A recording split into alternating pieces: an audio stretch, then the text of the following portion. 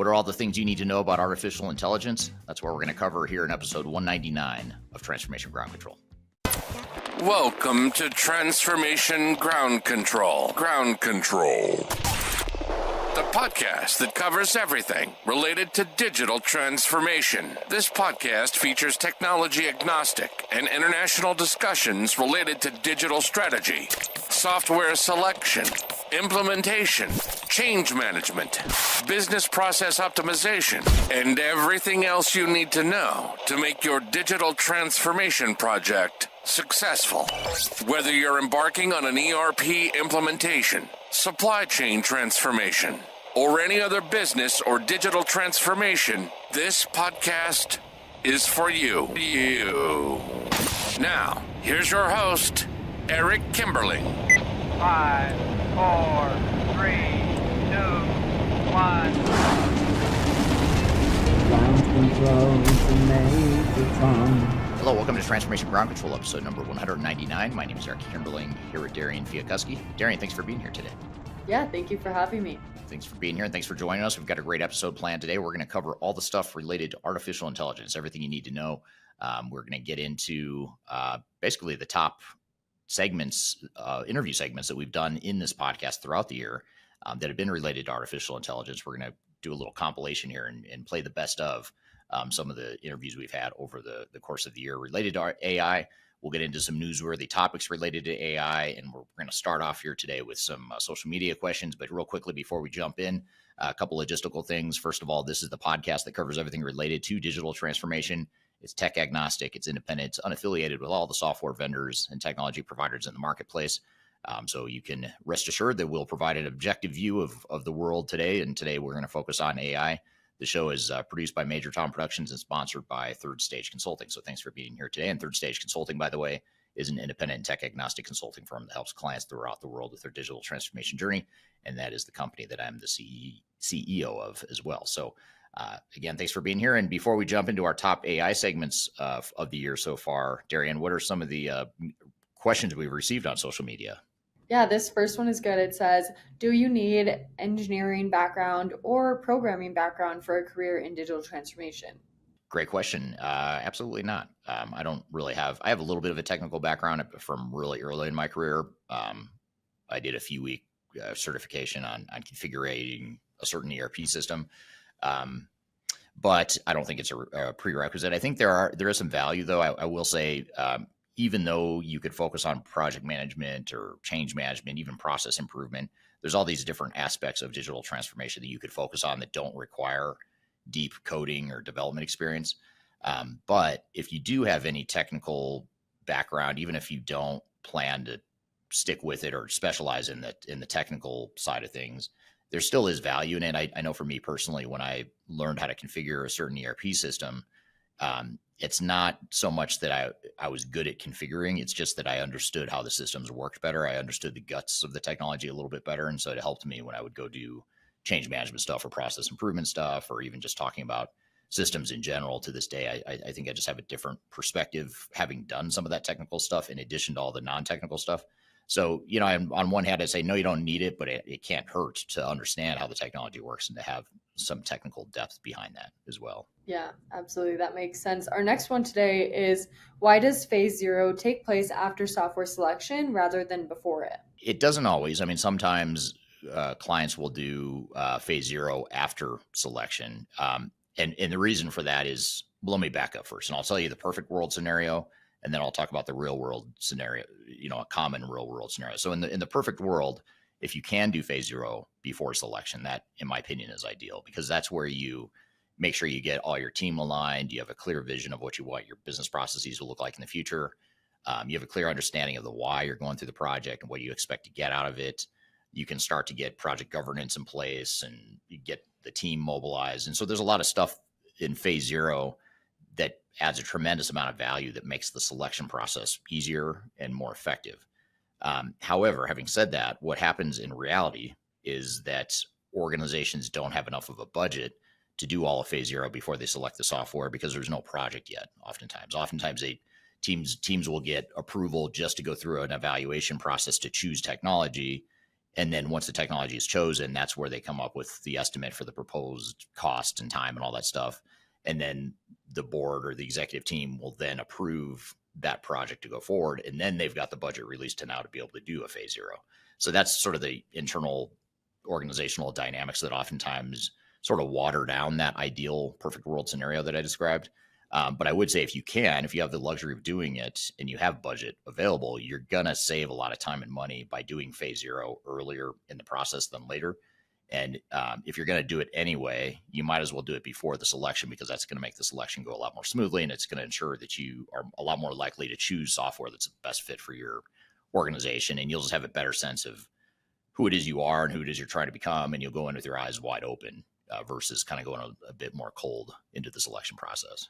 Yeah, absolutely. Some great questions today, but I'm excited to switch gears for basically the rest of this podcast into some different AI, starting with the AI newsworthy topics. Yeah, I'm curious to hear what you've got here for that topic. So this first one is about the U.S. Department of Homeland Security. They released a new framework to ensure that AI is deployed safely in critical infrastructure like energy and water systems. It addresses risks such as attacks on AI, misuse, and design flaws with input from industry, government, and civil society. Analysts see it as a necessary step given AI's growing role, but adoption continues to remain a challenge due to misaligned priorities and voluntary compliance.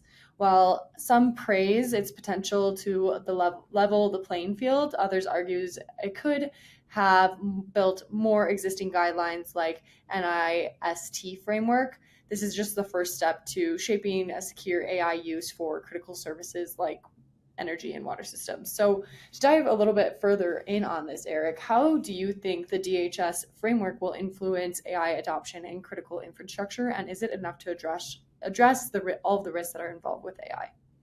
That's a good question. I don't know, to be honest. I mean, I'm hearing this for the first time as far as a newsworthy topic. I wasn't aware of it, but I would think that having a framework and a standard that people could refer to, especially within government or infrastructure types of organizations, I would think that would make adoption a little bit easier, and give you some direction on how to go about that process. I just wonder, is the DHS, is that the right agency to be defining that or not? I don't know. And I guess the question becomes should there be more of a global standard too? I assume that's just for, just in the US. Is that where that's originating from? Is just the standards for the US based infrastructure? Yeah, it's just a voluntary framework that they're laying out. Yeah. I mean, I think it's good because I definitely don't think it can hurt. I think if anything, it can only help because I think people are having so much trouble understanding or getting their heads around how they could be using AI within their organizations. And if that's a way to do it, to make it a little bit easier to test the waters, I think it's a great move. Yeah, definitely. One other thing too, I think is big with AI is how effective do you think that AI Safety and Security Board will be bridging the gap between public and private sectors in securing AI? Yeah, I mean, I guess it depends on what you mean by securing AI. I worry when I hear that word and I think of the government getting involved. I think about censorship or, biases that the government may have, or, in the name of wanting to protect people from AI, they might, try too hard or overreach on wanting to control information and control what AI can and can't do. I know that I don't know if this is directly answer your question, but I think it's a good topic because it doesn't matter what my opinion is necessarily. I think it's more important to identify what the trade-offs are, the kind of the dilemmas are with it. And I think one of them is, for example, if you look at OpenAI, the way OpenAI was set up, I was actually listening to a podcast about this, and I don't remember which podcast it was, but they talk about how OpenAI was formed and how it caught on and how it, the Microsoft involvement and all that stuff.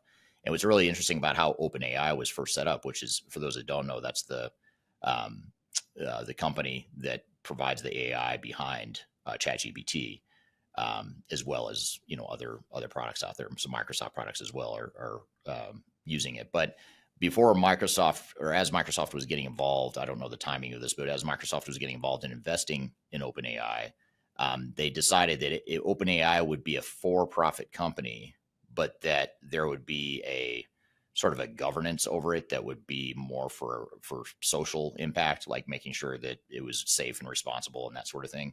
And I think it could create a sort of a conflict between the profit motive and wanting to let it be open and free and whatever. But then you've had this overarching governance board that was also responsible for ensuring that people didn't misuse AI. And while I'm all for that, I mean, you don't want AI to be misused or overly relied upon as fact or whatever. There's a fine line between that and then the government coming in and saying, well, and I don't agree with, whatever. There's biases that can affect that. So I think that's the big question I would have. So I don't have a good answer for you other than to say I think there's that dilemma. I think is going to probably be something that doesn't get resolved anytime soon, but it's going to be kind of a pendulum swinging back and forth and tensions on both sides of that argument. So yes, I totally agree with that point. And given that this framework is voluntary, I think we definitely will see how this develops in the future, and if it does develop into something that is more strict and not voluntary to companies. But how do you see that? I know you talked about it a little bit, but how do you see that developing in the future? Yeah, I mean, I think the best way to get adoption or to get people to get on board with the framework would be to, first of all, to do a pilot, like kind of a use case of it. And if they're not already, I would pick a company or pick a part of an organization to use the framework so that they can kind of point to that as an example and illustrate for people how the framework would be applied. So I think if you could do that to make it a little bit more real rather than just a hypothetical or academic sort of framework, that would help. And maybe they're already doing it. I don't know. But that would be the key there. And also just educating people of like what the framework is and how it could possibly help their organizations and, what the value is of it. It's really just selling it and marketing it, I think is another big thing. Yeah, for sure. And this is obviously for critical infrastructure, like we said, for energy and water systems. But to relate it back to just different companies outside of those industries, how do you think that other companies can take this framework and maybe use it in their company or ensure that they are have AI secure or AI deployment that is done well within their organization? First of all, providing the resources and the commitment from executives, just like you would any other IT project. You'd want to make sure that the executives are on board, they're committed, they're involved. And then also giving the teams the leeway to experiment and innovate, because there is no, unlike a lot of back office systems like ERP systems or supply chain systems or CRM or whatever, unlike those types of systems that are fairly mature and well established, and you kind of know how you can be using those types of systems to improve your business. AI is just sort of like a wide open blue ocean of opportunity that can be overwhelming, because you don't even know where to start a lot of the times. So I think that's one of the big things is just, letting people test and innovate and try things. And then when something works and then you strike gold and you find a really good use case or something that seems like you could add a lot of value through this testing and innovation, then you could say, okay, let's double down on that. And now let's start to scale it across the organization and start to spread it. And then, you start to get wins behind you. Then you can start getting more creative and you start thinking outside the box in terms of how else could we be using AI and improving our processes. So it's really like a really fun exercise of continuous improvement and which has been around forever, total quality management, continuous improvement, that whole Japanese movement of TQM from the 80s or whenever it was, 70s or 80s, that continued into the 2000s. I mean, that's really the spirit behind it, is this constant innovation, constant improvement, constantly measuring and tweaking and pushing and finding new ways of doing stuff. It's sort of like taking that approach and now you're adding this really cool technology that can help you fast track that approach. Yeah, it's definitely super exciting. But to go to our next newsworthy topic, this one is a very interesting take on generative AI. So this article examines how generative AI, while promising to boost efficiency, can often generate some more work instead of saving it. Here are some ways or examples of that. Increased administrative work. So employees that use AI-enabled free time for routine tasks rather than strategic or high-value activities. Content overload. Gen AI enables faster content creation, but this can lead to a flood of low-quality material, making it harder to find valuable insights that will actually be recognized or do well on socials. Attention fragmentation. AI can handle multiple tasks, but this creates pressure to manage too many projects almost at the same time for one employee, leading to either poor decisions because they're making too many decisions at once because they can do more projects at once now, or burnout. Another couple ways: increased communication, where there is faster email drafting leads to higher email volumes, which obviously then people are having to respond to a lot more emails if there's a lot of faster emails coming out and responding to you. So faster time responses. And then also some other ones: urgency triggers, unnecessary projects, maybe just overwhelming employees with projects that wouldn't have been done without AI. And then fear of missing out. So companies taking on too much AI or rapid AI advancements too fast. And these tools sometimes don't have proper alignment with the goals of the company, and that can then lead to, like we've talked about before, not good situations within a company just because they were afraid of missing out on this technology. So I want to dive a little bit deeper into this because I don't think we've talked about this side of, yes, there's a lot of great things that AI can do for us, and we use AI in a lot of ways in that way as well. But what are some ways that maybe are causing too much overload of information and it's maybe hurting the company more than it is helping? So Eric, with this, how do you think companies can strike a balance between using Gen AI to increase efficiency and avoid the unintended consequences of creating more work for their employees?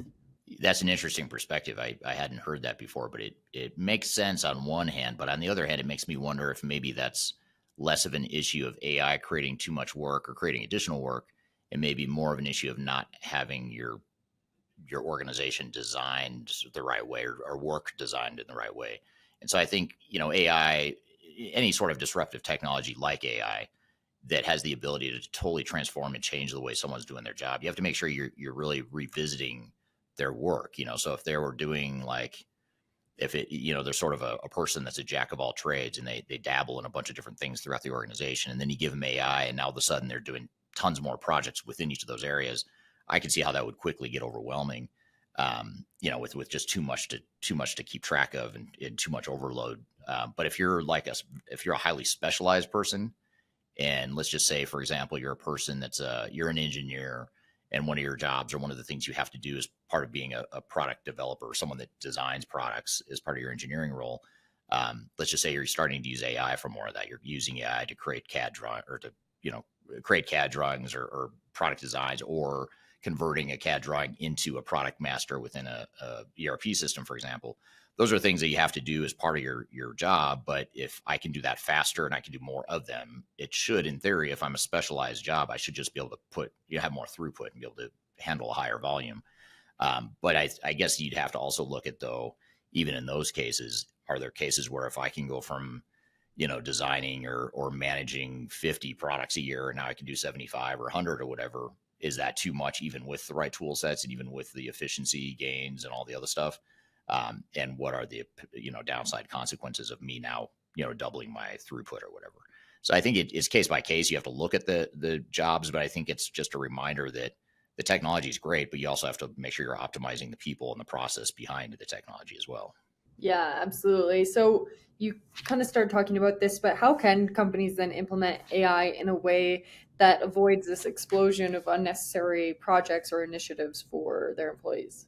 Well, I think, like I said before, if you just sort of test it on a small scale to start. So like in my product design example, if I've got, 100 people in a department that are doing this job, I might pick one person and say, let's work with that one person to really test out this process and see how the tool might be used, and see what's working, what's not working, and then try to fine tune what that process looks like, what the job would need to evolve into, and ultimately how you would use technology to do that job. Then once you sort of fine tune it, then you can start to roll it out to other people.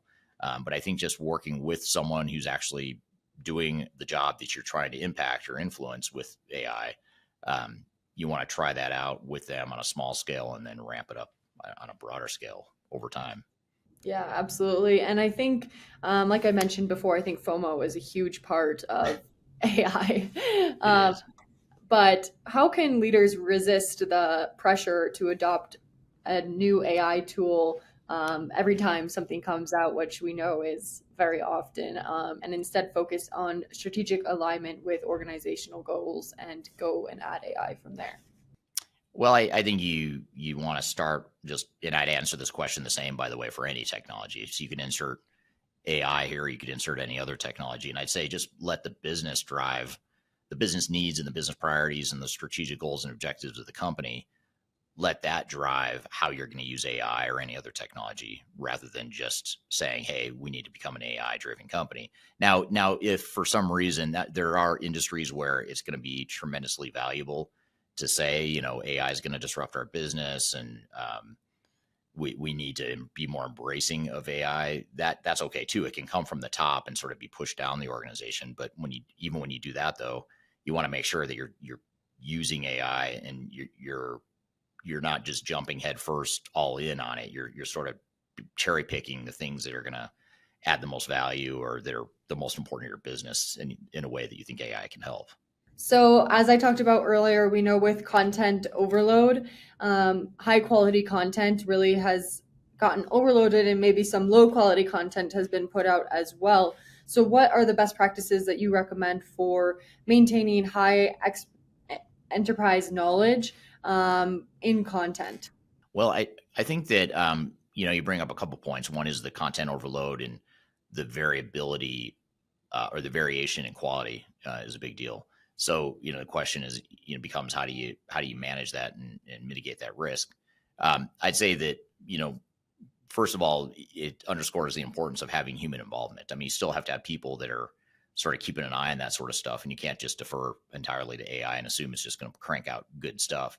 So that's number one, is make sure you have humans involved. And then second of all, just being selective about where you use AI. I mean, just because it's there doesn't mean you should just create a ton of garbage content, because it just doesn't do you any good.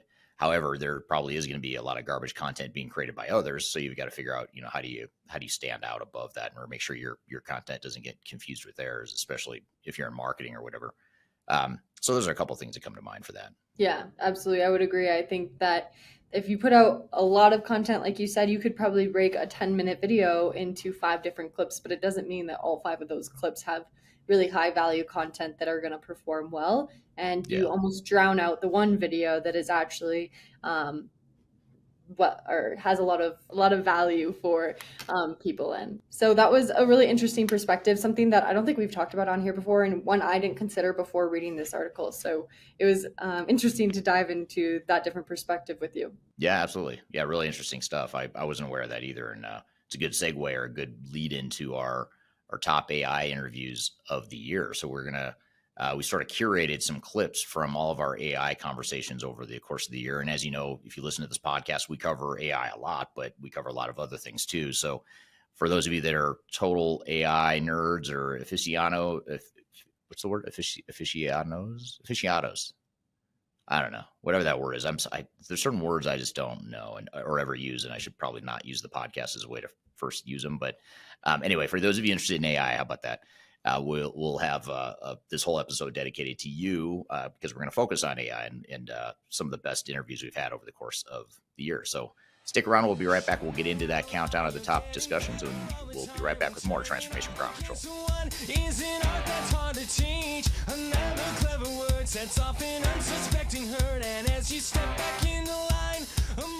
I'm excited to announce the release of our 2025 Digital Transformation Report.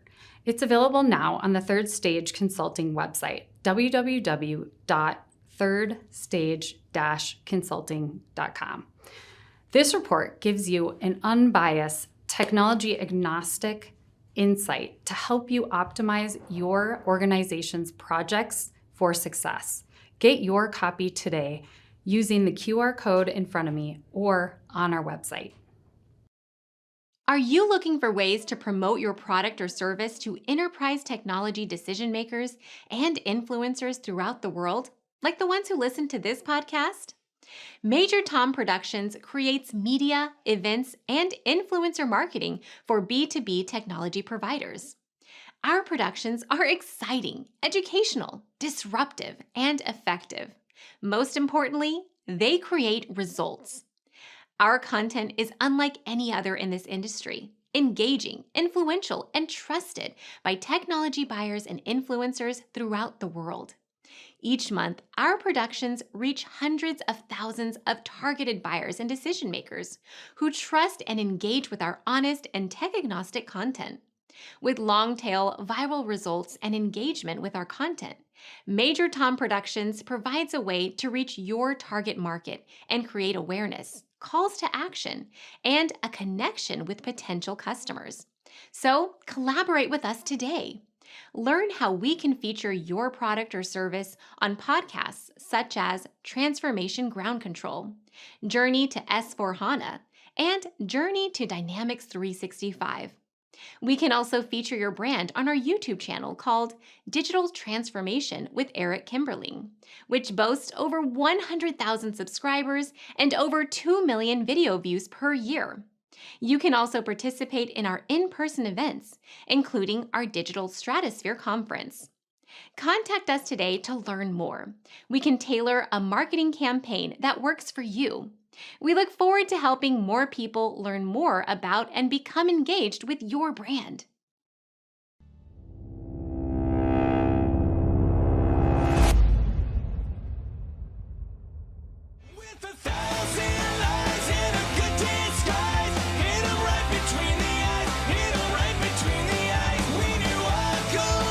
Hello, welcome back to episode 199 of Transformation Ground Control. This is the Best of AI episode.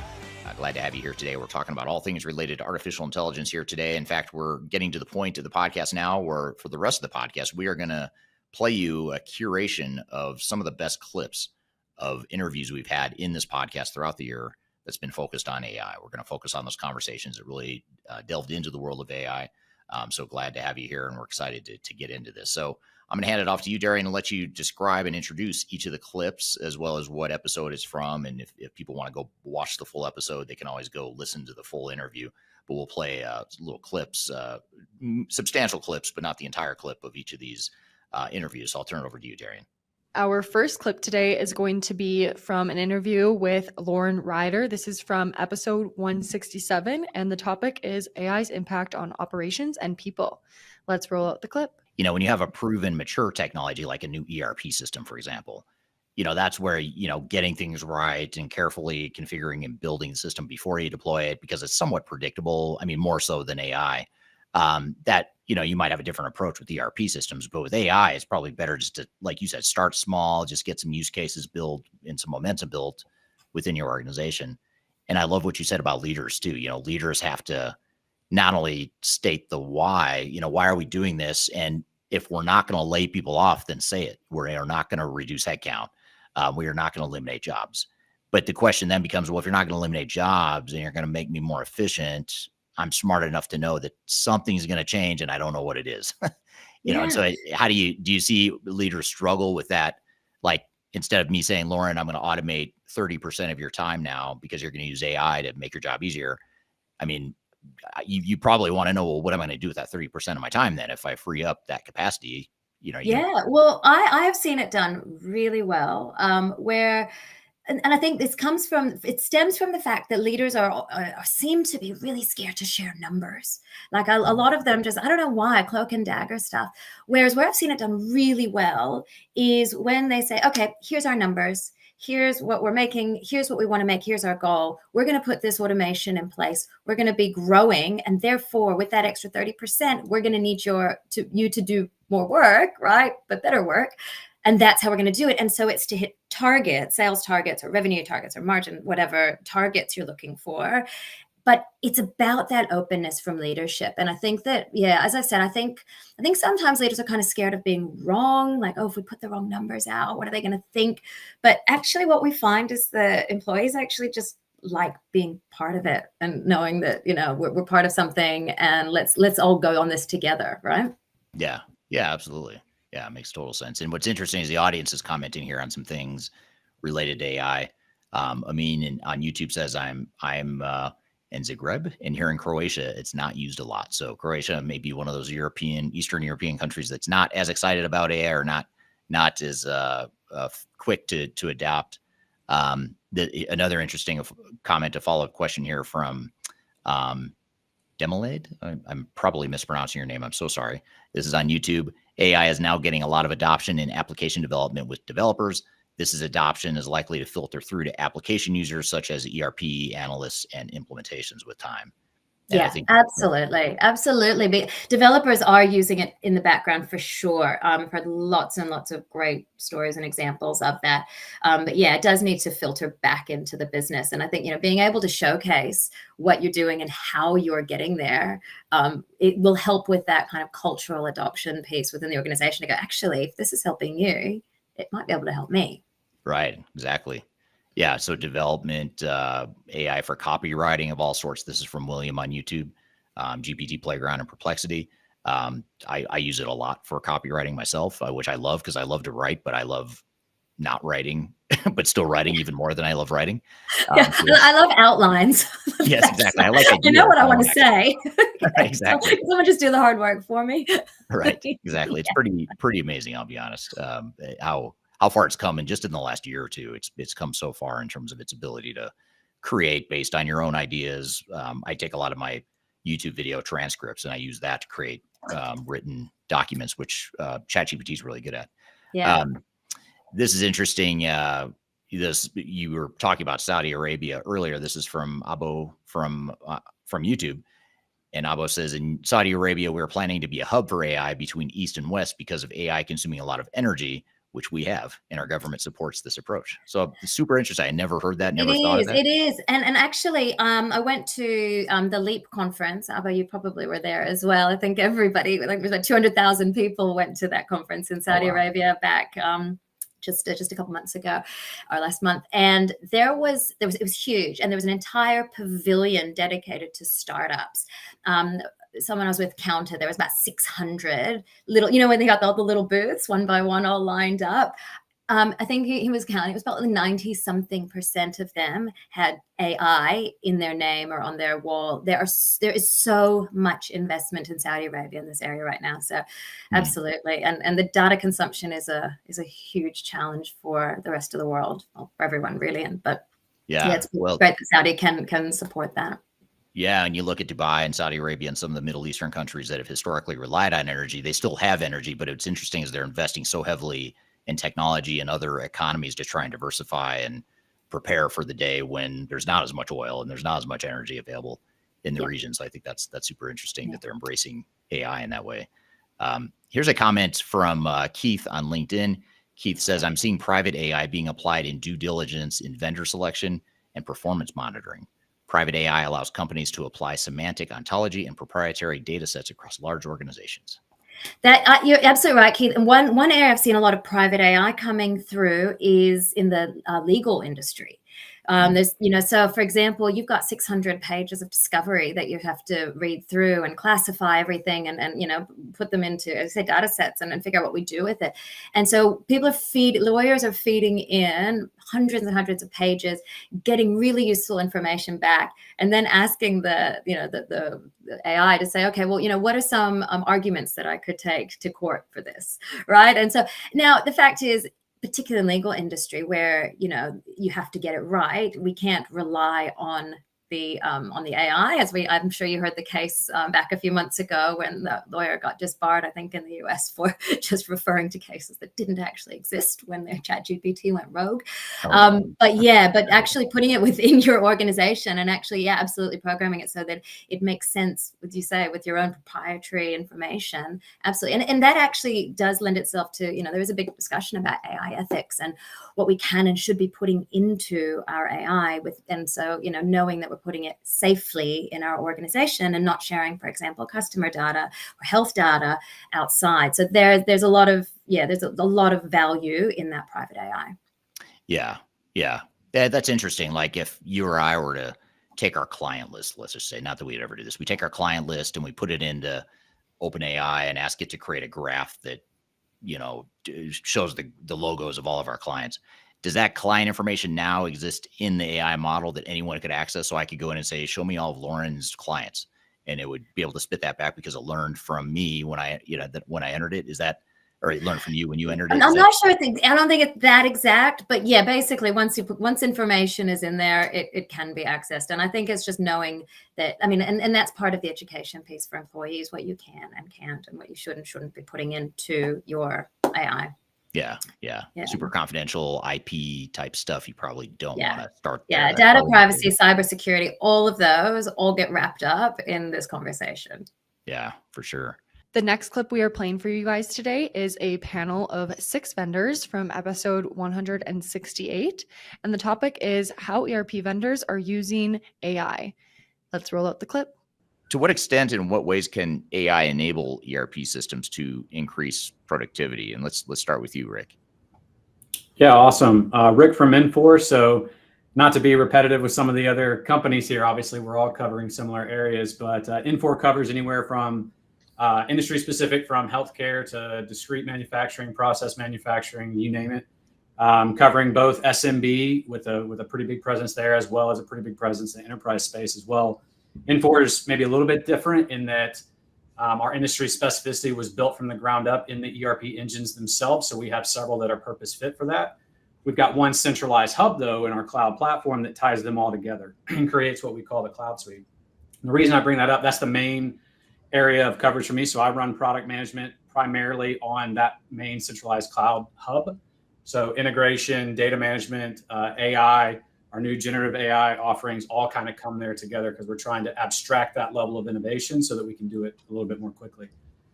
So obviously when we're talking about systems productivity, it's near and dear to my heart because it's something that we're always looking at. Because ERP, at the end of the day, it's a collection of business process, right? They're not necessarily all that different. Some can do them a little bit differently based on industry or micro verticals.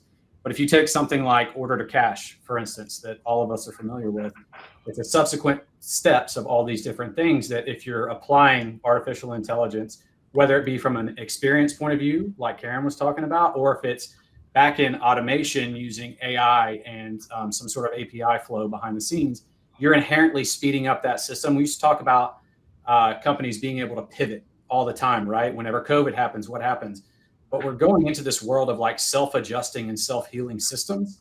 So that sort of productivity is something that we're heavily investing in and we're seeing because we're lucky to be able to see it across multiple applications. But it also goes to the level of when you're building these types of things, whether it's a new in-context experience for sales recommendations or part recommendations or asset intelligence, whatever it might be.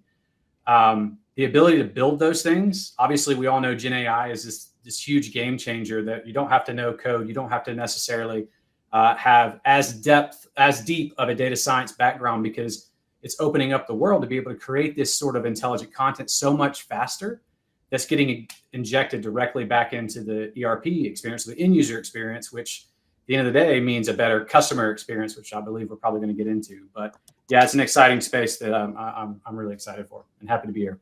Yeah, absolutely. It's very exciting. How about you, Raj? We haven't heard from you yet, but what are your thoughts on how AI is enabling productivity? Yeah, no, thanks, Eric. Look, I think that the panelists here have captured a lot of these things, but I think there's one important dimension that we should think about when it comes to AI. And that is nothing to do with technology, but it is to do with generational knowledge transfer. What do I mean by that? Think about what's happening in the manufacturing sector today. By the way, I'm with Rootstock, and Rootstock is focused on the manufacturing sector. We're the number one ERP on the Salesforce platform, but the youngest of my siblings here on the call, right? So clearly that's where we're coming from. What we're looking at is an entire new generation is coming into the workplace right now. And manufacturing as a sector, is skewing demographically towards a lot of the knowledge and experience actually exiting the workforce very soon, right? I mean, we are looking at a lot of gray hair, more than mine, but they're already retiring right now. They're coming to that age. So what do we do, right, from an AI standpoint to make sure that this experience, which is so valuable, is not lost? So we're looking at AI as a way to capture the learnings from that, generation and transfer it seamlessly to the younger workforce that's coming in. And everything that we end up doing, whether it's predictive investment, generative investments, is a way to accomplish that. Essentially, think about this. It's the training wheels that we need to provide to help adopt it. And I believe it's incumbent on all of us here on this call to not to hype up this technology more, but to really look for practical usages, especially for conservative, risk-averse industries who are already in sick and tired of the hype. They don't know what to do with it. I can't run my business on generative AI. I'm sorry, right? It's a portion of this problem that we have to solve. But I think we have over-indexed so much on the hype that we're forgetting what the practical reality is. Yeah. That's kind of my take on this.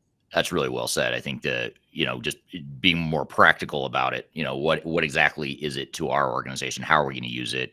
Even just educating, why is everything we do in the transactional side of things, why is that important to AI, and how does that affect AI and that sort of thing? So you're right. There's a big human component that we've got to work on here, rather than, I think we're getting past the hype now. Okay, we all get it. AI is a big deal. We're all excited about it. Now, what does it mean? I think that's where we're at right now, is let's understand what it means. And I appreciate you guys are doing a nice job helping us understand that. And then last but not least, the last guest we haven't heard from yet is Jeff. So Jeff, I'll let you introduce yourself and answer that question too, if you don't mind. Yeah, thanks, Eric. Thanks for having me. So I'm representing SAP. I'm with Cognitus. We're one of the SAP Gold partners. SAP is run on a network of partners, thus me being one of those. So I've been doing the SAP implementations and different things for about 15 years. So I'm one of the managing directors at Cognitus. So today, really focused on, obviously love to be with the peers here, not enemies, frenemies. How about that? We all make each other better, Gen AI, et cetera. All these types of things we talk about is really fun. So and pertaining to the question, about the productivity boosts and things, with the recent implementations we're doing, you can't do it without AI. Any of the demos that we're giving, right, as this team on board here, if you don't use the word AI, you're not going forward, right? So I think about 20 to 40%, depending on the different area that you're talking about. So, like Rick even said, with the faster processing times, we see that across the board. Whether you're talking about efficiency or accuracy, that happens all over the place. One of the biggest ones we've seen, especially in the SAP space, people think of that as kind of a large ocean. I got to memorize these T codes and things like that. That's a thing of the past. You have these chat bots and different things. Even when you go to your bank, right, you log in, you get a chat bot that pops up. A lot of those are in our ERPs now. So when you go in, show me my open AR on this customer, you can do that really quickly. And that improves the speed of folks that don't log in every day, or shop floor users that want to see what warehouse tasks do I need to pick on my outbounds this morning. Things like that are really quick to their fingertips, right? On the scanners even. And also, just getting all of those decisions to their fingertips as far as predictive analytics, the data volume sets that come in from the customer demand and all those types of things. But that's kind of those practical examples that I like to think of, Raj, like you said, how can we be practical about it? How do we understand Gen AI and those types of things? Even OCR, that's always been around for 15, 20 years now, but the learning language models behind it, how do we actually understand those documents and make sure that we can make them better when the customers send those in on a quotation side or a vendor on the invoice side, whatever that looks like. So that'll be my take. Yeah, well said. A lot of the fundamental foundational pieces of AI have been around for a while. It's just now that we're getting to it sort of in the enterprise space and trying to figure out how to bring it all together. And I love this whole conversation around how, AI is a great tool, but it's only as powerful as we make it within our organizations and as powerful as we allow our people to use it. And so a lot of that's going to be defining for people. How are we going to use AI? What does it mean to this organization, and what's that process going to look like? And I'd say there's a heavy component of organizational change management to organizational design, and really just helping define those detailed processes and how AI is going to be leveraged. Because it's not just going to do your job for you. It could do a lot of your job for you if you instruct it and if you do it right. But there's a lot of human interaction that has to go there. Last but not least, I'm going to introduce myself. I don't think I ever did. Eric Kimberling. I'm with Third Stage Consulting, and we're an independent consulting company that is not affiliated with any of these software vendors here today, or any other software vendors for that matter. And we help clients with digital strategy, software selection, and implementation support as well. So that's who I am, and thank you for allowing me to facilitate here today. And speaking of that, just a couple audience comments and questions here. This is from Ermin on LinkedIn. He says, "Thank you, Eric, for bringing all these industry leaders. Just to clarify, I did not bring these industry leaders together. It was actually TEC. It was Christian and his team at TEC that brought them all together. I'm just here. I'm just the face, the talent, or whatever you want to call it. So thanks. It's really Christian that brought it all together here. So thank you, TEC, for that. Curious, this is off script here. I just want to ask this question because it's a question I get a lot, and I think it's especially for those younger people earlier in their career that are listening right now. This is from Eamon from YouTube. Eamon says, what would be better to pursue in a career, AI or data science? I'm just going to open up to the floor here. Anyone that wants to answer that question, I'll open it to you guys. I'll just throw out an answer here. I think right now, data science, honestly, because it's you gotta have a foundation. Here's the thing. I don't think any of us on this stream can say where AI is going to be in even 6 months. Like we have our predictions. We know that it's moving really quickly and it's going to only continue to rapidly iterate. But the thing about data science is it's a really good foundation that's going to help you in terms of AI. So I always say, particularly when talking to like finance individuals too, data science, statistics, some of these things that are like the baseline part of this, I think provide a really good foundation. So that's my opinion. And, I think, there's lots of things you gotta make sure you educate yourself on AI. Everybody in the industry does. But as far as a career goes, I think getting that foundation data science is going to only help. That's my perspective. I'll provide another view of that. It kind of depends on the field in which you want to pursue a career. So I would imagine a data science career is going to be more along the lines of building with the data science, helping, the C-suite navigate data science types of decisions. If you pursue a career in AI, I'm in product management and I get to build with AI and, chart the strategy for AI and think through solving really tough customer problems, and then work with data scientists and those who have specialized in AI, to bring that to life as a solution for an organization to solve their problems. You could also, I'm sure, pursue a career of marketing, being able to translate, to normal language, what it means to work with AI and to build with AI and the value that it can create. So my recommendation would be to think through the field in which you want to pursue, and then that might help you decide AI or data science. Just to add to what Kerry said, right? The choice is, do you want to buy or sell the cake, or do you want to be a baker? That's the choice. Mm-hmm. They both are related to each other. I like the way you put that better, though. Yeah, that is well said. Very well said. And I appreciate you guys saying this too, because I have a son who's looking at colleges, and I've been trying to convince him that he should major or minor in data science. He wants to do business, and he's like, yeah, I'm not a computer guy. And I said, yeah, you don't have to be, it doesn't matter. You need data science is a great skill to have no matter what field you go into. So totally agree with you guys. I think that's a good feedback. And as far as I see, there are different skills to be a data scientist or an AI architect solution. And of course, because most of us are coming from the product or from the marketing, so we will probably be more with AI or any other architecture solution, and not by the data scientist, which is more R&D technology part. Right. Now here's the first bit of AI humor that we're getting here today. This is from Patricia on LinkedIn. She says, woman on the phone says, my husband accidentally swallowed an aspirin. What should I do now? Give him a headache, says the doctor. So her question here, which sort of leads into her question here, which is how do you avoid unnecessary AI solutions? And I guess that's maybe more of a general question, is like, how much of this that you guys are seeing so far, how much of it is, call it necessary or, really valuable versus something that's more pie in the sky, nice to have sort of thing. I'm curious to hear what you guys think about this, because I think we're sort of dancing around that exact question. I think it's a little bit different in the enterprise software space than what we see in like even some of these examples, which are hilarious.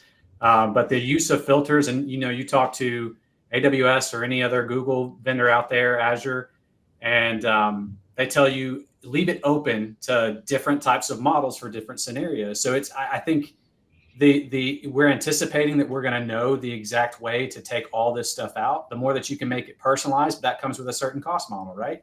But the more that you can apply filters to make sure that you're filtering out all that noise and getting to the right answer, the better.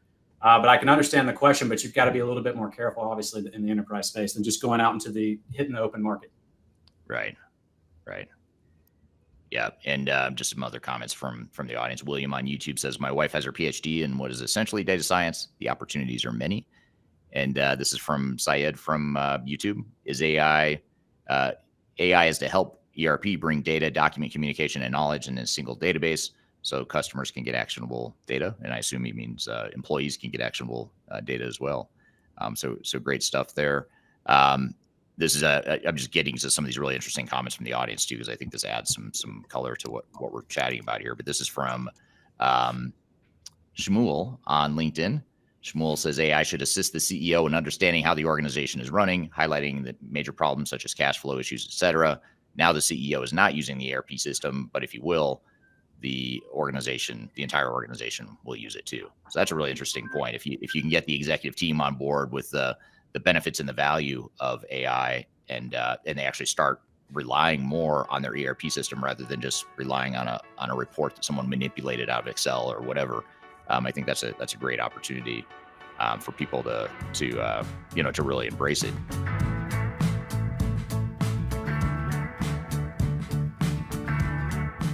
My name is Eric Kimberling, and I'm the CEO and founder of Third Stage Consulting.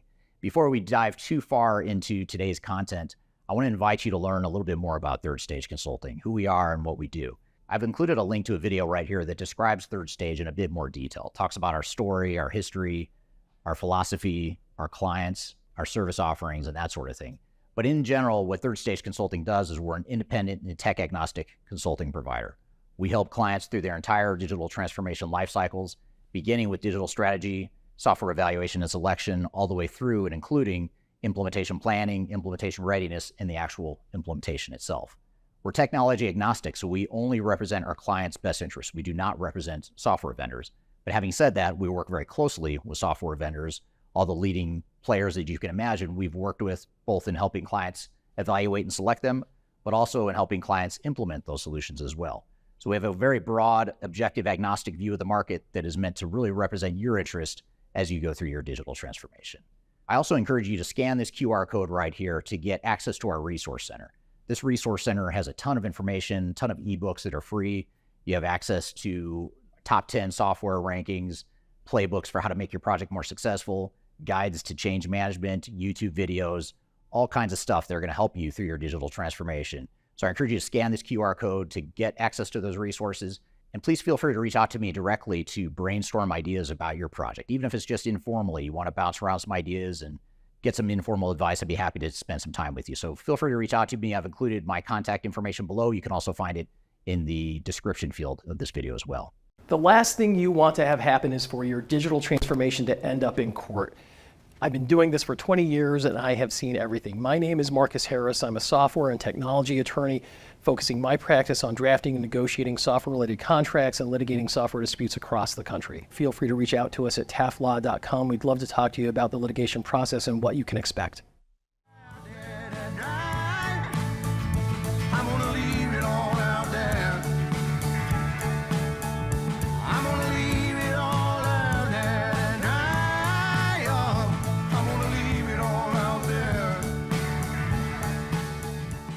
This next topic was definitely a good one. It was with Izabela Lundberg, and it was episode 173. The topic was managing resistance to change in an AI-driven world. Let's roll out this clip.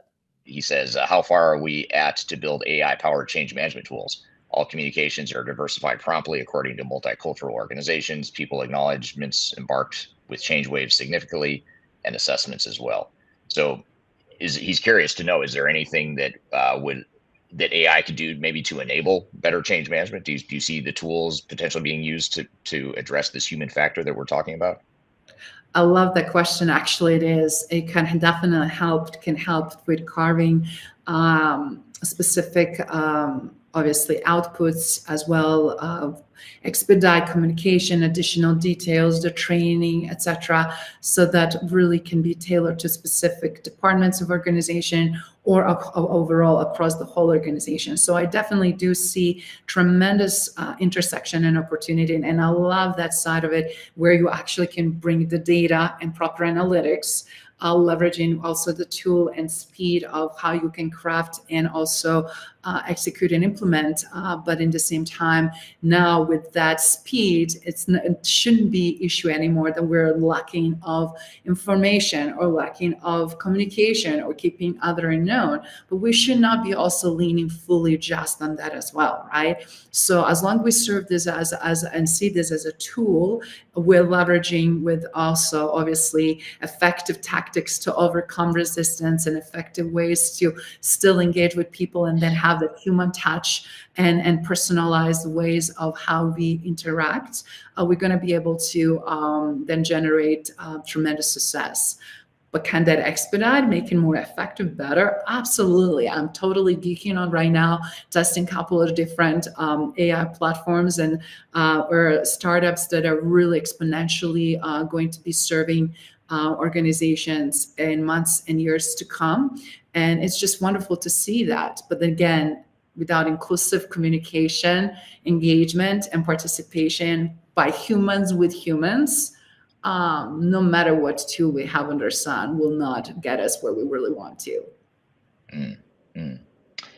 How do you think advancing and emerging technologies that continue to exponentially increase in value and just change in general, how do you think that fast pace of technology change that's accelerating, how do you think that's going to affect people's willingness to change, their tolerance for change, their change fatigue? How do you think change management as a discipline gets affected or impacted by these emerging technologies like AI now and in the future, as they tend to change faster than humans typically do? What are your thoughts there? This is really like a catch-22, right? On one hand, we have a great, amazing tool that can do exponentially well, that can also give us outputs and vast information. But ultimately, what we wanted to do is simplify and distill and be able to do a micro, as we're looking and striving for more micro learning on a consistent basis. The same thing we should approach with that. We want to do micro change, right? Change that's going to stick, not just something that we can do in snap in 1 second, but also something that we can truly call it's being transformational because we committed to it, and we know that is not going to create additional pressure, because obviously with everything else that is speeding up, and that creates tremendous pressure already with huge overload and already fatigued, as you mentioned, workforce. So we have opportunity to really look at things from multiple different perspectives. So for example, how is this affecting in willingness for change? For me, what I'm finding to be really fundamentally different is enhancing willingness to change itself, right? How can you do that? We can focus that we can say that we can have a lot of more efficiency. We can make things more simplified for you as a result of, and when it's that perception of that efficiency and puts people at ease, right? So it's also empowerment when people feel like, oh my God, I have a choice and I have this particular set of tools. I have this particular tools that I really feel very comfortable that I had a chance to test drive, and also that I really feel like it's going to enhance what I'm doing on day-to-day basis.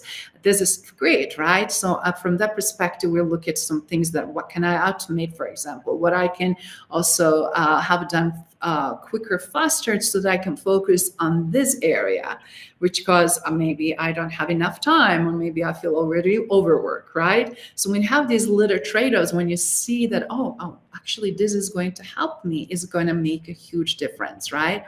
Then also when you look at things from cultural alignment, as I mentioned around, it's like, how is this going to culturally align with technology? So if you're claiming that we're also fast growing startup or one of the top Fortune 500 companies that is technology enabling a new technology, we have to really first see within ourselves, internal within our organization, before we can really prescribe that or demonstrate or deliver to the client, right? So it's very important to really allow that and say culturally how this fits, and then have a people to culturally align with that. But with increase of change, to answer that second point you, Eric, were asking, obviously these complexities and learning curves can be very challenging for so many, right? So again, as I mentioned earlier, micro learning, it's a great avenue when you really feel like, oh, I just got this concept. Oh my goodness, this is amazing. Then you automatically desire and want more, right? Because it feels good. It's like, oh my God, I'm not overwhelmed, or I don't feel like I'm done because I can't keep up with it, or I feel like I'm behind. All of a sudden you start feeling with these incremental 1% daily changes that accumulate to something amazing. And when you take away the fear of losing job from people, right, or lack of trust in technology, those are also elements that I really see great fit for that. So when you know that your job actually will not be eliminated, but it's going to just create more effectiveness and more engagement and more quality, then it really starts making a huge shift. And obviously, I see some also amazing strategies that we can really encourage to reduce that resistance and increase that adaptation. That's a perfect segue into my next question, which was going to be, how do you, and you've alluded to some of this. I mean, you've talked about micro learning, you've talked about, you just mentioned culture and how culture can be kind of an enabler to getting people to get used to change and accept change and be excited about it. But what are some of the most effective strategies you've seen organizations use to overcome some of this resistance to change that we've talked about?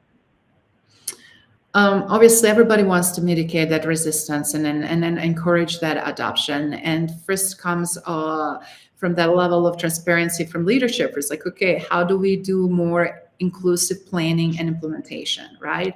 Why we have to do it? How is this going to affect existence of organization or impact of everything else related to organization? So when we have more of those dialogues and more of the opportunity to do these planning sessions where everybody's get to be heard or have a chance to ask questions and feel included, that level of inclusion itself strengthens sense of belonging, strengthens sense of desire to really then do more, right? Obviously, effective training and support, because a lot of times, how many times, Eric, I mean, from your expertise in ERP implementations at such a large scale across the world, how many people were getting the tool, but they never felt afterwards that they had a support, and in a way that is being comprehensive, in ways that it's conducive for their learning. And we know how adults learn the best, right? It's not just the theoretical, it's that a practical application, and then also opportunity to really eliminate people's fears associated with the new technologies. And then also be able to really feel that capabilities on mastering these tools, it's possible, and then be able to demonstrate that. It's like, oh, this is easy, let me show you. You know, that interaction that puts people in ease right now, I think it's fundamentally major game changer. But what we're seeing, that personally what I'm seeing that is huge shift is the transparent communication.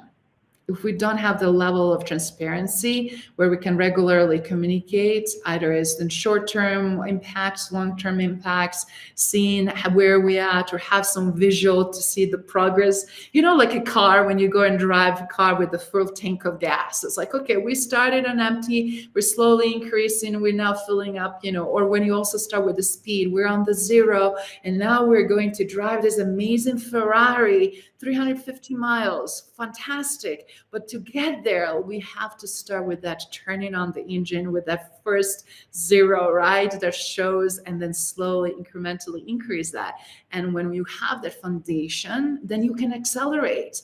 And just because one department or one group or one individual is going faster, you know, that's also a great way to really get infectious desire for others. And we do not get this part very well, which is adaptability with a sense of that feedback loop, right? It's like, how do we provide the feedback in terms of where we are right now in that gauge, how far and how quickly that speed is going to get us? Is it just about speed itself, but it's also where direction, where are we going? And when you align those two things, magic happens, right? This next clip we're going to play for you guys is from the Kate Arndt interview. This is from episode 183, and the topic was the intersection of manufacturing AI and change management. Let's roll the clip. manufacturers have all of this equipment, right? That's producing data, whether or not they're extracting it and contextualizing it. There's a lot of data that's kind of just hanging around waiting to be used.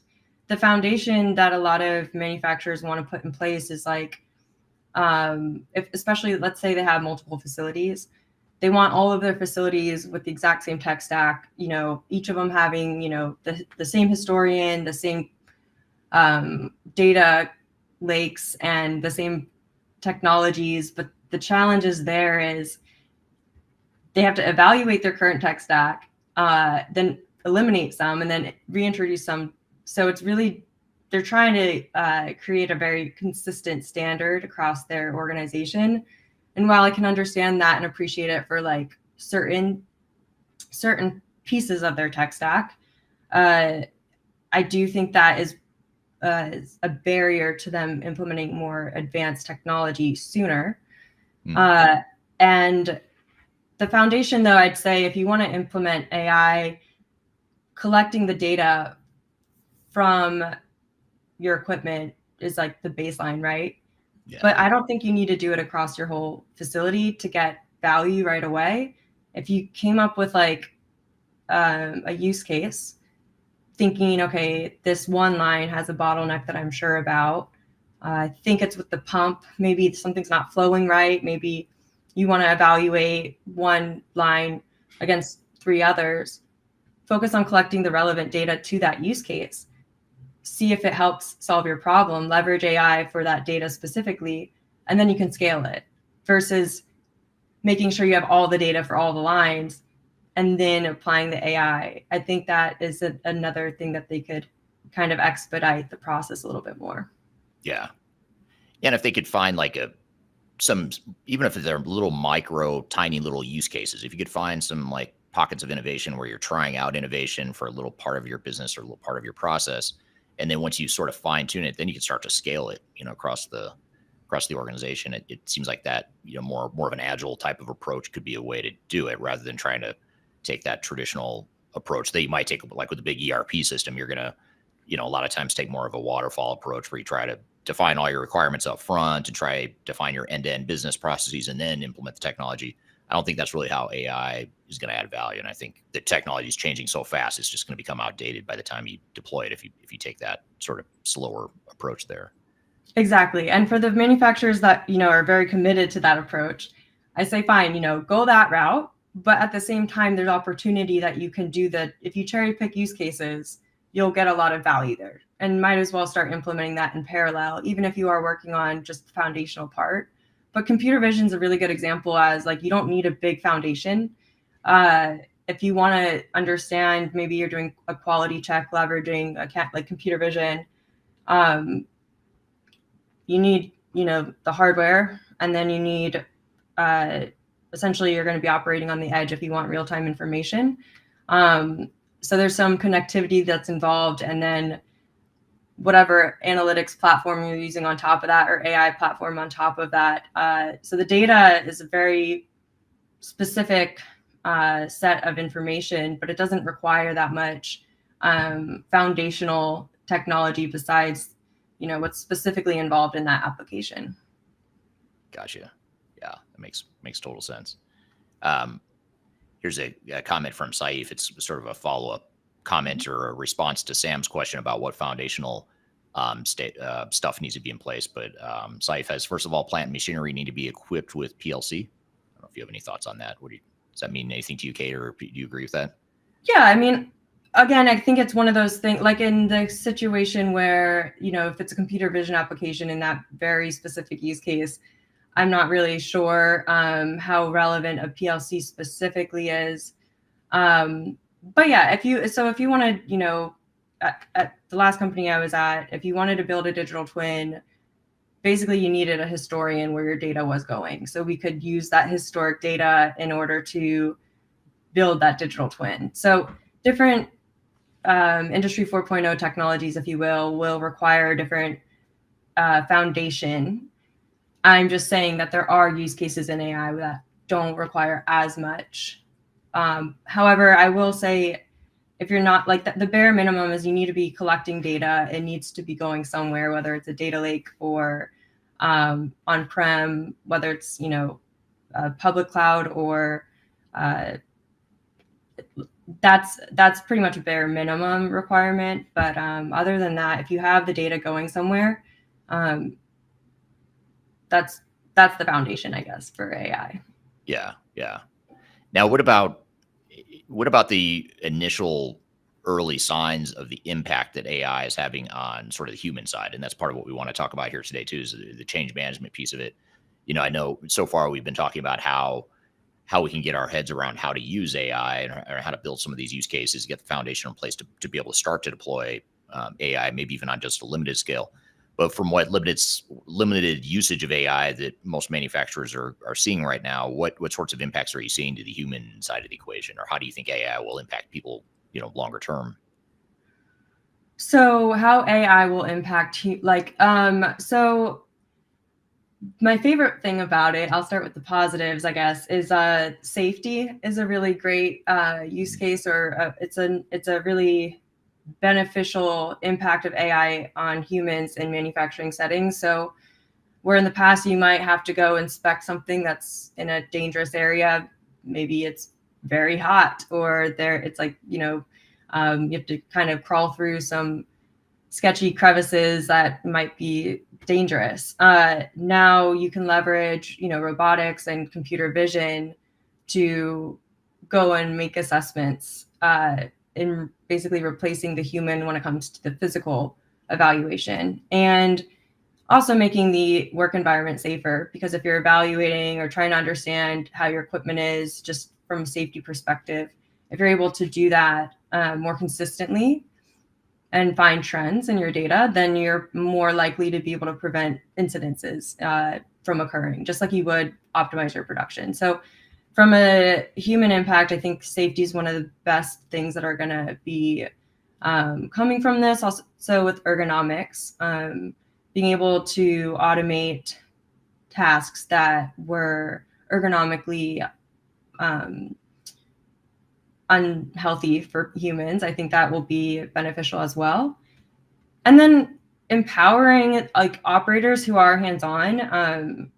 A lot of times they might not know exactly what to do if something's going wrong.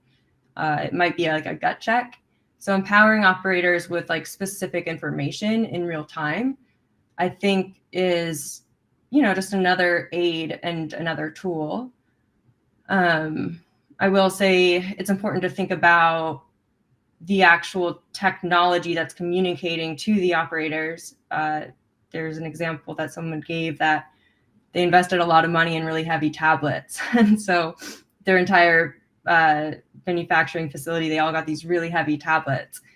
And they didn't really talk to the operators about it to get their input before they made the purchases.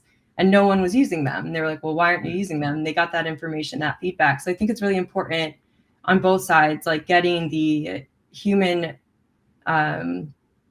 feedback and really incorporating everybody who is working in manufacturing settings, incorporating them in the solutions so that it does provide value to them and make their lives easier, as I would assume the intention is for most companies. Yeah. And it's sort of, you're sort of answering this question. I'll pop it up anyway, even though I think you just sort of alluded to it or answered it. But this is from someone on LinkedIn. I don't see the name. I apologize. But it says, what are the critical challenges in implementing AI in manufacturing, and how can change management practices address these challenges to ensure a smooth transition? And sort of you give a good example there of what happens when you don't do good change management with the tablets and people weren't using them. Is there any other advice you'd have for, companies as they think about just change management strategies that, might be helpful for them? Sure. So many stakeholders. That's one of the biggest things I'll say on both sides of the spectrum, whether I'm selling technology to a manufacturer or I'm a manufacturer and I'm trying to implement technology. I kind of mentioned this before, but in the past, manufacturing pieces of the organization in manufacturing all had their own scorecard, so to speak. They had their own goals. And if you want to implement AI effectively, then you need input from every single I guess, silo in order to make it effective from a business perspective. And starting with the business value, I think that's the other thing that manufacturers kind of are a little disconnected about sometimes, because maybe it's the technology group, like I'm part of the technology group, but if we're not thinking about the business value of implementing technology in our manufacturing facilities, then we're not aligned with our overall goals. And that can lead to digital debt, another buzzword I hear, but you're making these massive investments. And if you don't have that alignment from manufacturing and the business side of things, then, and you don't start with like a lot of intention and a use case, then it could lead to that. And I think that's another piece of it. I think the upfront planning is really important. And when I say that, I mean upfront planning in the exact use case that's going to bring you value. So my favorite way to go about that is kind of brainstorming where a use case might be most feasible. And by feasible, I mean where you have the data and where you have people that have the appetite to try something. So if you have multiple facilities, which facility is most likely to take on a technology to kind of learn about it and be the, example for others. And then they have the data, they have the resources. And then I also like to brainstorm based on the impact and the business value. And so based on those two scores, kind of ranking the use cases, and whichever one has the biggest business impact and is the most feasible, that's where I recommend starting out, and then scaling should it, provide value. Right. Yeah. Makes total sense. We're getting a lot of good comments and questions here and actually humorous ones too, which I always appreciate. Speaking of humorous comments, this is from Will Quinn on LinkedIn. Says, wait, leaders didn't consult with frontline employees before deploying a new tool? What? I've never heard that happen either. So I'm shocked, just as shocked as Will is to hear that. But kidding aside, that is a very real issue, obviously, with a lot of manufacturers. Here's a comment. I want to pull this up. This is getting a little, I'll forewarn you, Kate, this is getting a little outside the scope of anything that I can answer. This is way over my head because we're getting into literature and stuff here, and that's not my thing. But this is from Sam. Sam Graham on LinkedIn says, in the 19th century, Charles Babbage, he corrected it on his next comment. He said it's actually Charles Babbage developed a mechanical computer that almost worked. He reported being asked, pray, Mr. Babbage, if you put into the machine wrong figures, will the right answer come out? Is there a danger of AI generating a similar question? So in other words, if the data is bad, is that going to create problems for AI? Yeah. Yes. That's why I call it like a data pipeline, especially if you're getting data from various sources. You need to put a lot of time and effort into that data pipeline to extract the data and contextualize it. And you need to have somebody that owns the data integrity. An example that I'm going to be stealing from one of my Industry 4.0 club team members is in her facility, for some reason, the Fahrenheit temperature data changed to Celsius all of a sudden. Totally obviously changed everything that they were getting from their AI. And that was where she realized, okay, if we're going to be implementing this stuff, there needs to be somebody who's monitoring this. Because, depending on your application, it could cause a lot of problems. Right. Yeah, totally. And you don't want to assume, well, because it's AI, it must be right. Even especially if you've got bad data going in there. Well, we've all seen ChatGPT's, incorrect answers. So yes, we have. Yeah. Yeah. One of the first things I did when I first used ChatGPT was I entered in the prompt. I said, tell me who the leading independent digital transformation consulting firms were, because I was hoping to see Third Stage on there. It did not tell me Third Stage, but what it told me is all these other companies that are not independent. So I was like, that's not true, because those companies are affiliated with software vendors. So that I was a little jaded early on, but I think it's actually getting a lot better. But still, there's still wrong data out there that ChatGPT is drawing from in certain cases, and you just have to be aware and know that you've been disciplined about your data cleanup and your data governance and all that stuff, which has always been important. But I think manufacturers have struggled a lot with that over the years. And that's another good point of what might be holding manufacturers back, or like the critical challenges, right? Resources. Everybody wants to implement these solutions, but I don't think they understand like the independent resources that need to be responsible for these projects. Because everybody that has the day job in a manufacturing facility, they don't have the time to take on an AI project as well. And often it requires their input, but there needs to be more people who are coming in and helping out versus like people who already have a day job, you know? Right.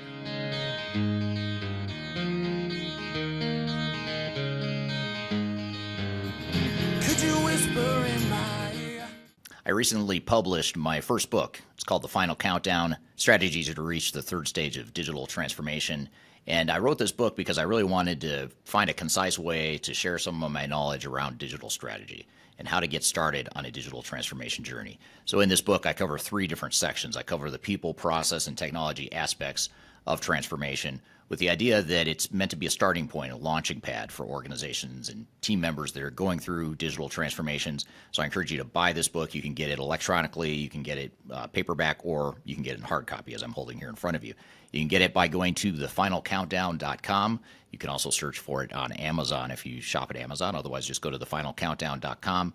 Love to hear your feedback on this book as well. So I hope you check it out and hope you enjoy. Interested in working for a company that truly values your unique skills and experience? Here at Third Stage, we don't hire based on resumes alone. We look at the full candidate, experience, and willingness to provide excellent service for our clients. Within a technology, independent, and agnostic consulting firm, you have the opportunity to learn across industries with a diverse group of clients. Our consultants also have the opportunity to diversify their portfolio and learn across technology systems. If you're interested in joining a high-growth entrepreneurial organization, please reach out to us at work@thirdstage-consulting.com.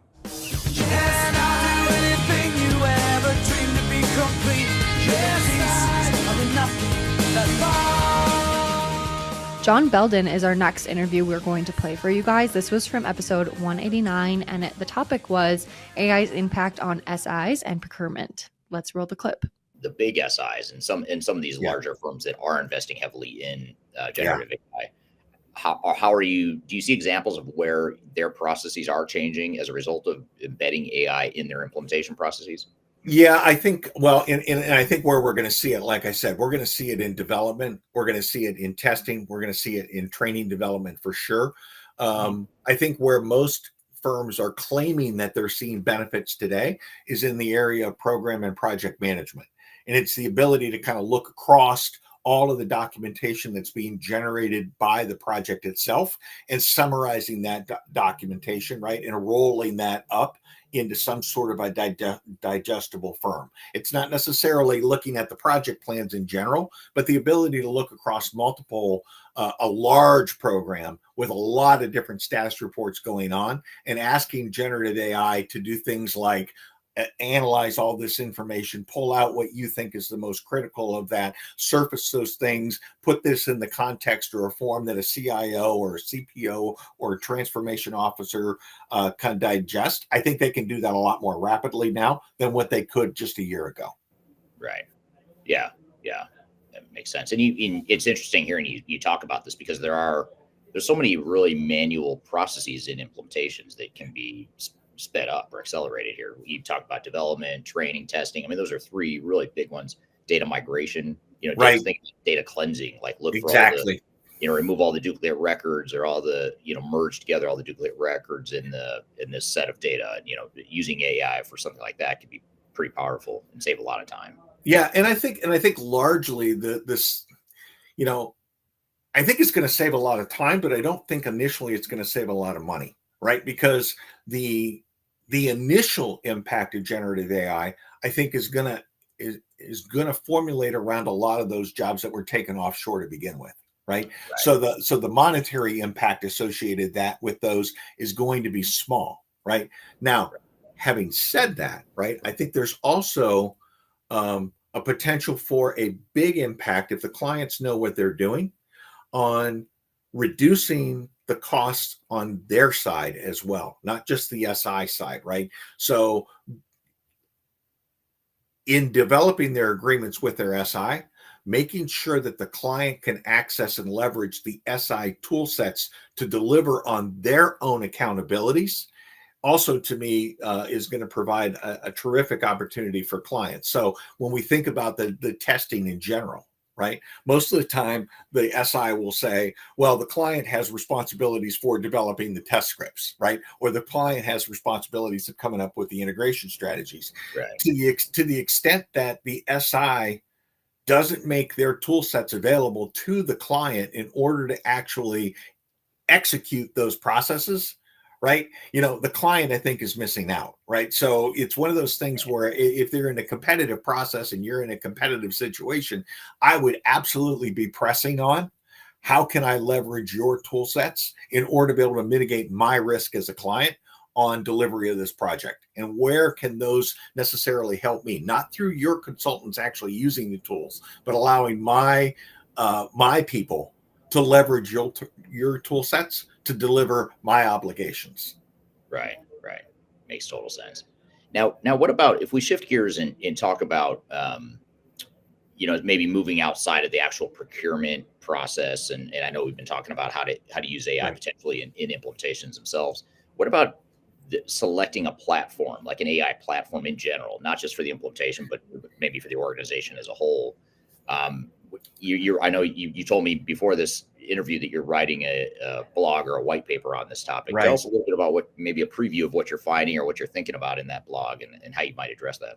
Yeah. So it's been really interesting for me, because it's part of it is when you're thinking about ERP packages in general, you sit there and say, okay, what are the pieces, parts of an ERP package? Well, there's the FI section, there's the procurement section, there's the there's the supply chain planning section, and those become very, very familiar, right? And so from my standpoint, it was at least beginning to understand what are the components of an AI infrastructure that I'm ultimately going to have to buy. Right. And so part of the paper just goes through and says, hey, let's just break this down to say, how can we organize this thing into categories so that when I go to compare vendors, right, I've got something that I know that I can develop, let's call it a common nomenclature that I can use when I'm comparing vendors' products. So we've broken that down into 5 general areas. There's the data management area, right, which deals with data integration, pre-processing, governance, and quality monitoring. There's a model development section, right, that says, okay, I'm going to develop models. So that's going to contain framework, libraries, how do I build custom models, how do I do automatic machine learning, et cetera. Then there's a section associated with inference and deployment, right? So now you're thinking about, how do I do real-time inferences? How do I do batch inferences? How do I serve my model, right? How do I incorporate my model into potentially a product that I'm putting out there? And what are the tool sets associated with that? Then there's, I'll call it machine learning ops and governance. And then finally, I'll call it the integration capabilities, right? How do I connect an API? How do I do data integration? How do I do interoperability? So it really is saying, okay, those are the 5 main sections. Now, how are you going to define your requirements in each one of those 5 main sections as you think about buying the products themselves? And the crux of the paper is just kind of laying that out so that we can all talk about it the same way. Yeah. And you've also been a proponent of this phase 0 concept for AI and choosing a platform and embedding AI in your overall digital strategy longer term. Tell us a little bit about that. What should organizations be thinking about as they start to plan for or kind of go into this phase 0 of potential AI adoption? Yeah, so phase 0 is really interesting, and I'm sure you're, whenever you're doing an ERP program, you normally do, whether you call it a phase 0 or not, right? You're normally doing something up front that you're going to refer to as a strategy, right? And that strategy is typically, how am I going to go from point A to point B, right? And point B oftentimes is reasonably defined by the market, right? It is, okay, there's a product out there, or there's a state that I want to have my organization in, right? And I want to be able to achieve that state. And that state's defined maybe by business KPIs, or some sort of profitability performance or something like that. But you can readily define it. The phase zero for generative AI, though, to me is it's a really, really interesting space to think about, because first of all, you're going to have to say, how am I going to rapidly assess across my organization where is going to be the impact of generative AI, right? I mean, it's not like I'm going to say, where am I going to apply ERP? This generative AI is so broad that figuring out what that whole landscape is going to look like and where am I going to put it, that's a really, really tough problem to solve, right? Then the second question you have to deal with is, am I going to embed generative AI in my products? Or am I just going to use it in my processes? Or am I going to try to do both? Because the technology requirements associated with embedding it in your products is fundamentally different than just keeping it in-house, right? And not exposing it to your clients itself. The third thing you got to think about that may be different than traditional phase zeros is, I've got a wide landscape of we mentioned, of where generative AI is going to have an impact. How am I going to handle the non-strategic areas, right, that I'm not going to put my IT department on, knowing, right, that everybody in the organization, that's reasonably talented is going to be trying to apply generative AI on their own, almost like end user computing was, right? Go back 20 years ago. Oh, I've got a PC. I'm going to start developing my applications. I'm going to start using generative AI. How are you as an enterprise going to control / manage, or at least harness all of that work that's going on with generative AI in your enterprise that's not strategic, right? The third or the fourth question then is, how am I going to balance, like we talked about with the systems integrators, how am I going to balance savings, right, versus accuracy, knowing that generative AI is not going to be, I'll call it foolproof. What are you going to do with your phase zero to think about that question? And how are you going to begin to embed those quality controls again? And then I think the last thing on generative AI is really fully understanding the risk profile associated with generative AI when you take on a phase zero, is becoming really familiar with those risks and understanding what the implications of those risks are on your organization. Yeah. And speaking of risk, what are some of the risks? We think about generative AI, both in terms of our implementation and transformation itself, but also just in our usage of AI day to day in our operations. What are some of the risks that you're seeing so far? Yeah, well, I mean, we've already talked about a couple of them. Testing is one for sure, right? It says, how are you actually going to do testing? I think market volatility is something that, in the ERP space, we don't think about market volatility anymore, right? You don't think about, is Oracle going to be around? Is SAP going to be around? You don't even think about that. But you certainly have to think about it now in this space of generative AI, right? You take a company like, OpenAI out there right now. I mean, do you know if they're going to be around 2 years from now or not, right? Is Sam Altman going to go join somebody else to do that, right? I mean, that you're seeing that all the time. You're seeing things like, I heard a new term, and I found out it wasn't a new term, but they called it acqui-hire, acqui-hiring, right? And acqui-hiring is companies, instead of doing an acquisition, right, to go out and buy some of these firms, what they're doing is they're going out to those firms and they're just hiring the top talent out of those firms, leaving the firms as kind of shell firms to die on the vine, right? And they're doing that to a certain extent to bypass regulatory things associated with antitrust. And they're saying, you know what? I don't want your IP. I don't want your software. I just want your people that dealt with that problem, because I have that problem here, and I'm going to hire the whole team to come over here and do this, right? So the firm may exist, right? But the people that were there to begin with don't exist, right? So there's all of that kind of market volatility. Then there's this, I'll call it compute uncertainty. And when you're buying these products out there today, lots of them I'll say are costed by the level of compute power that they use in order to be able to deliver the answer, or let's call it the tokens that are produced by the answer. Right. Well, what control do you have as an organization of the underlying compute intensity associated with a particular LLM. And with knowing that those new LLMs are going to come out and be embedded in products in the future, when you're signing up for your deals with these infrastructure providers, right? How do you actually control that? I'll call it and drive certainty in that compute. We already talked a little bit about regulatory compliance. I think this is going to be one of the things that drives the market in the future is regulatory compliance in general.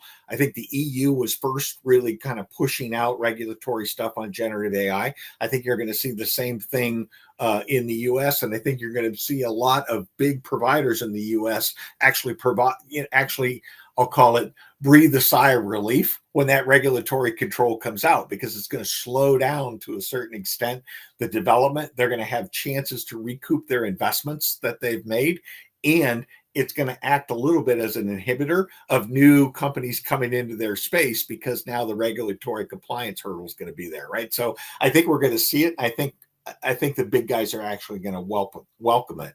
And then the last thing I think that's a big risk is the implications associated with inaction, right? What if I don't do anything with generative AI? What's the impact if I don't move in this space? Knowing how fast things are going, knowing what a disadvantage I might be if I'm not a first mover, right?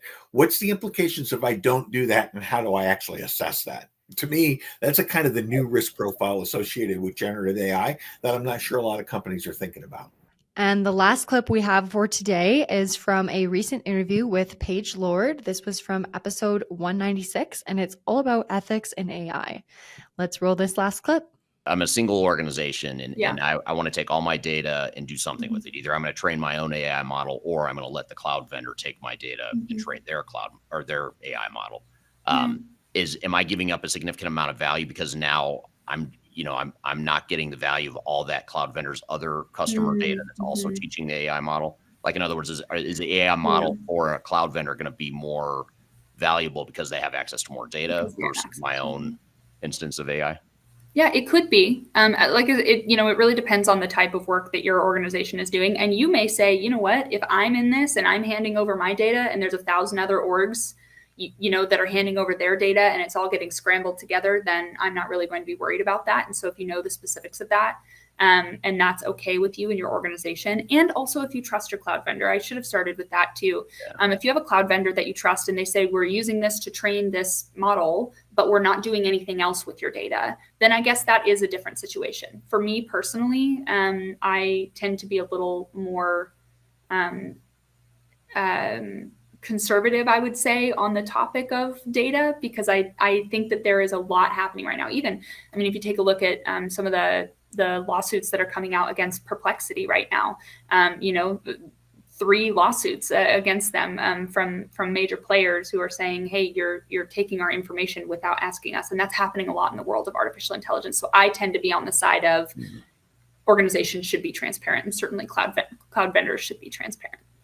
Yeah, especially while so much of this is still uncertain in the court systems, and the legality of it all is still, I imagine, going to take decades to really sort this out. I think so.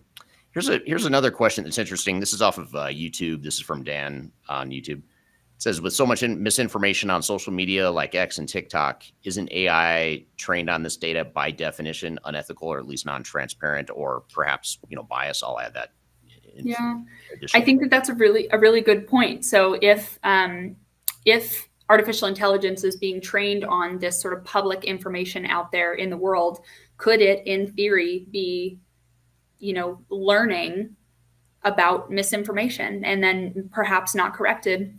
And I think that that's definitely a risk, especially because there are so many misinformation campaigns, which ironically are made faster and in some cases more effective because of artificial intelligence. And so, AI is being used to produce these campaigns and put the content out there very quickly. And so I do think that there is a challenge there. And this is why I always say, when it comes to artificial intelligence, you have got to ask questions about what you are interacting with.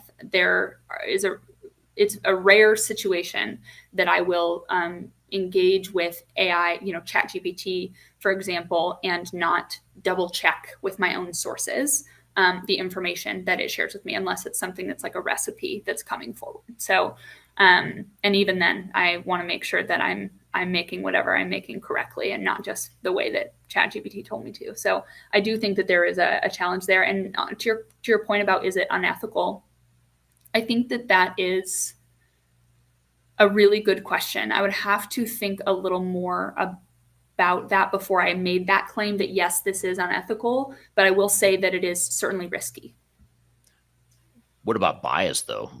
Maybe set aside the ethics or the ethical side of it, but just, I have a human bias. I have my opinions. I have thoughts that not everyone's going to agree with. And if that information or that opinion is shaping and teaching AI, how do you prevent that sort of bias? It kind of comes back to the first question I was asking around bias.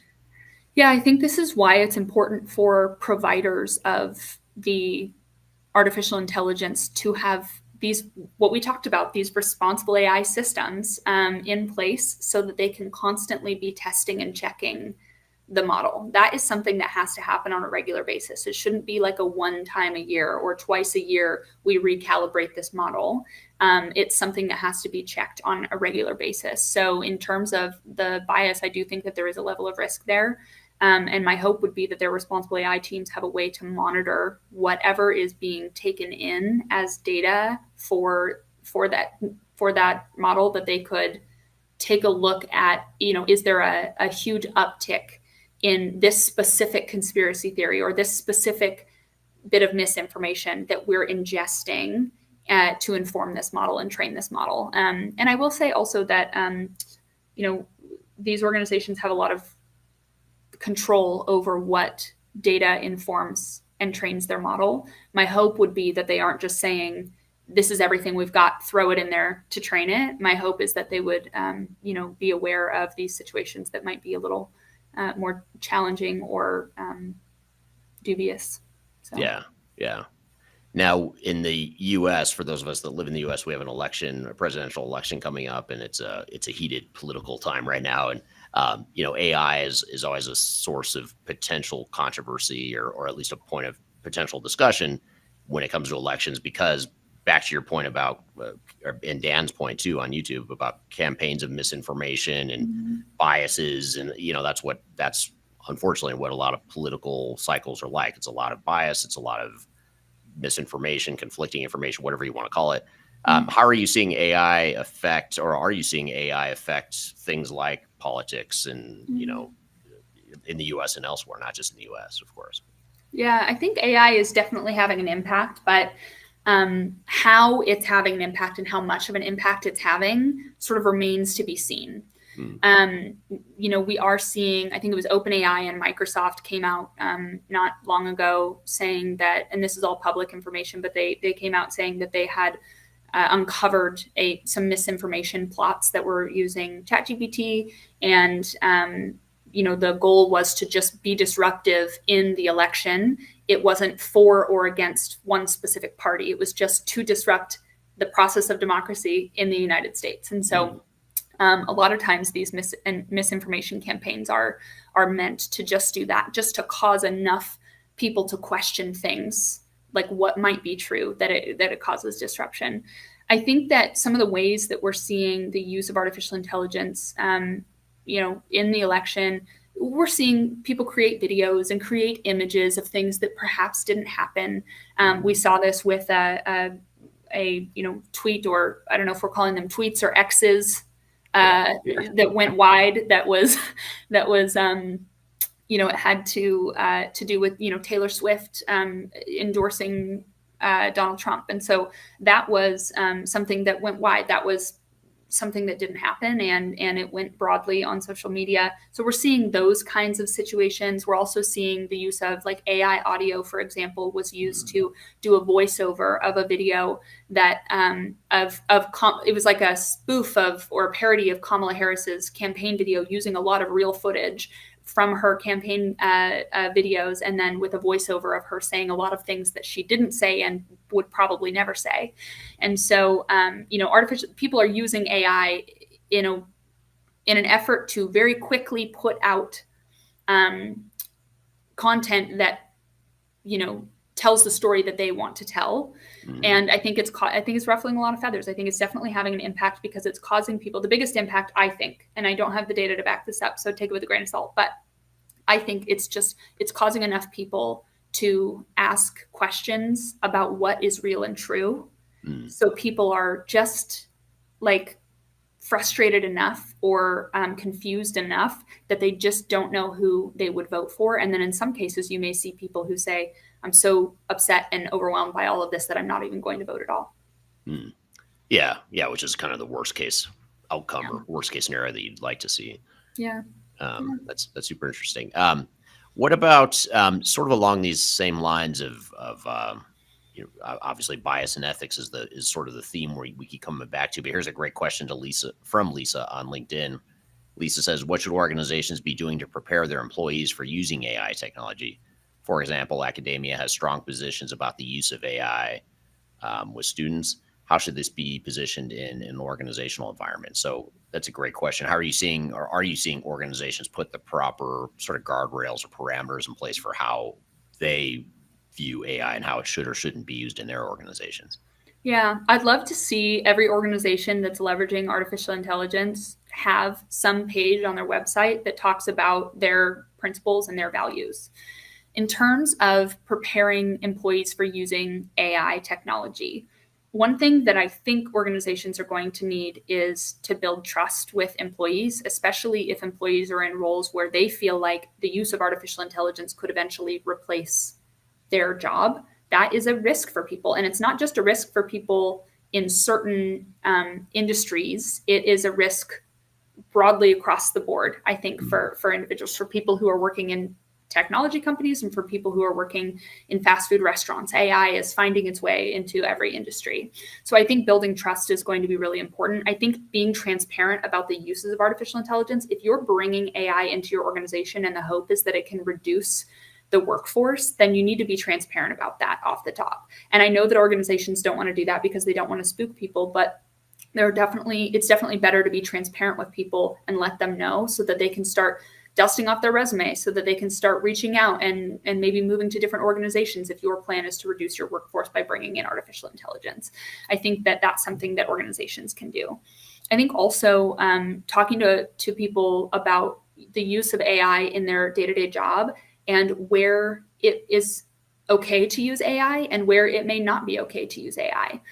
In my job at GitHub, I do not use ChatGPT to help me craft my messaging and positioning documentation for a specific feature or product. And part of that is because I don't want to hand over information that is private to GitHub and just put it out there willy-nilly on ChatGPT. I don't want to do that. And so if they're going to be using artificial intelligence, making sure that that the tools that they're using are authorized and that they know that those tools are authorized and that they understand sort of the red, yellow, green of when they can and can't and should and shouldn't use the AI.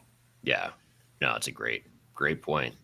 And I think it would be good if every organization had those policies outlined for sure.